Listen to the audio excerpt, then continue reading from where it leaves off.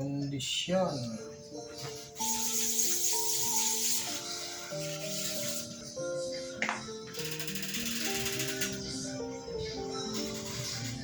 Spring. Flat. Nag-aakay siya.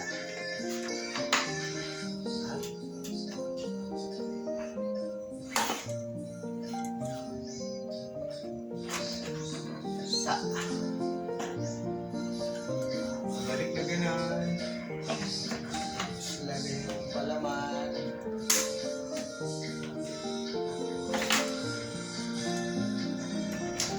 Kasi kita.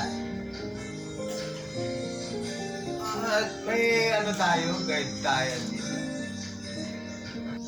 Yung nangangamote dito sa ano.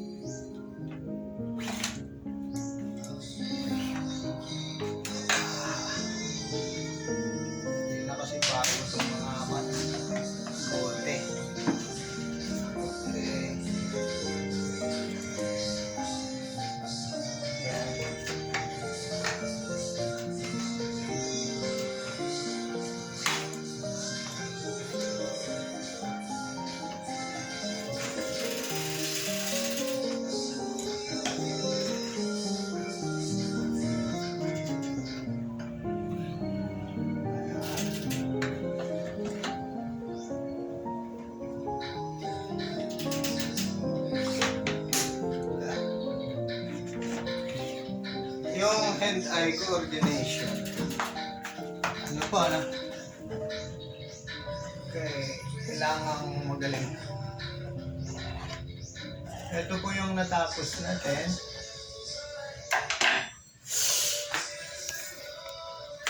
Yan.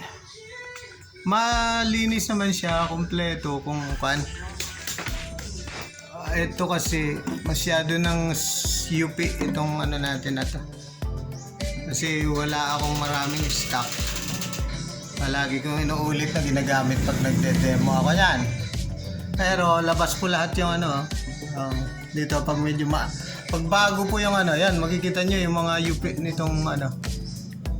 Itong pet battle natin. Ito lang ang sumablay. Tsaka yun. Sobra na kasing ano nito. Ayan. Pag bago po yan, hindi po yan sasablay. Okay ba? Ayan. Dun sa pag-align, yung parang stop natin dito, tatapat ito. Ito. Depende na kung kayo yung mag-calibrate. Basta dito kasi, pag nilagay natin ng ganyan, dito po mag-i-start. So, kailangan pag nag-print kayong ganyan, meron ng flood yan. Yan. Bago ninyo isubo ito. Pag nilagay natin yung blank niya dito sa side dito. Tapos yung linya na to nakataas. Tapos pag nakapasok ng ganun, ready na yan. Simple ganun lang. Tapos yan. Tignan natin yung outcome. Ayan po. Ayan.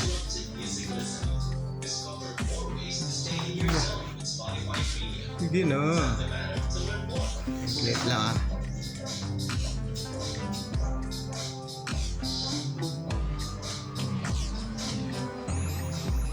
Ayun.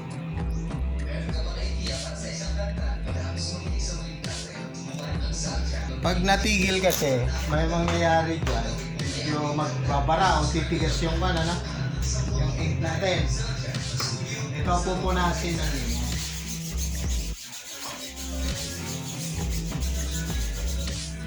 Try ulit natin. Plan natin ha. Lagyan ng palaman. Nakaset na yan. Alignment.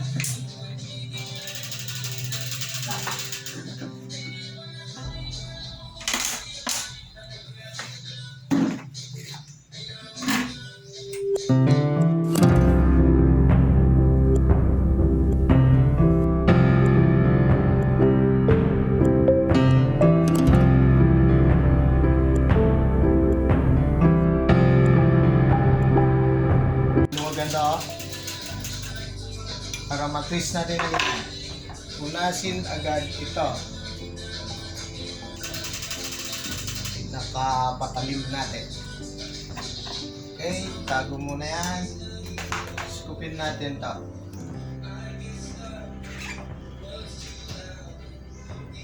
May pang-scoop ko yung ganito. Sige.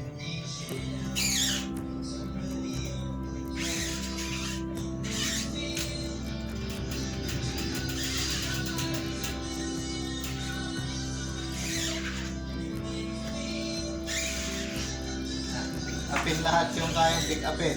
O kayang cardboard. Pag nakuha na lahat yung makapal, sundan ng trapo. Ito, may trapo tayo rito.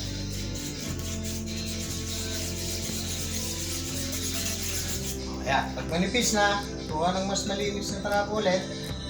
Pwede nang patakan nito. Lambot yan. Ganun lang, no? Saka huwag din kalimutan sa ilalim. Importante po yan. Kaya mag-check natin kung malinis yung ibabaw sa ilalim. Pwede kumalat.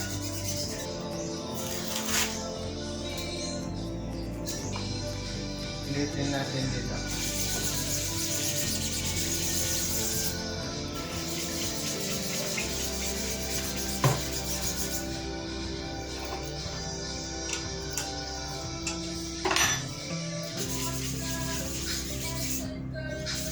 Okay. Ito, pupunta yung bumili nito. I-demo ko ulit naman.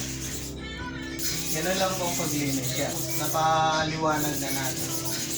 Tingnan ulit natin yung natapos natin. Ayan.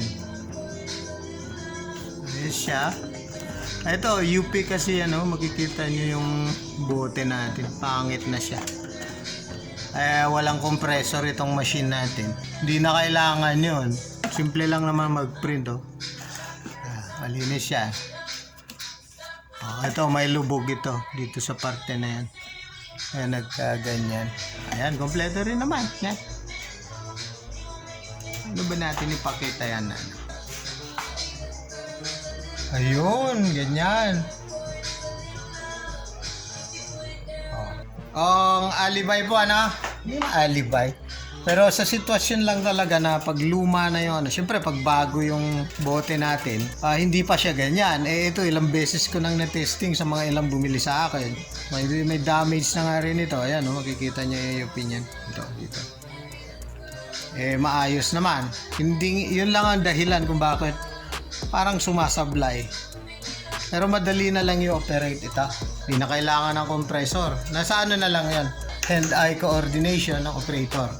Madali lang, walang ka problema, ganun din kabilis siguro kaysa dun sa may compressor.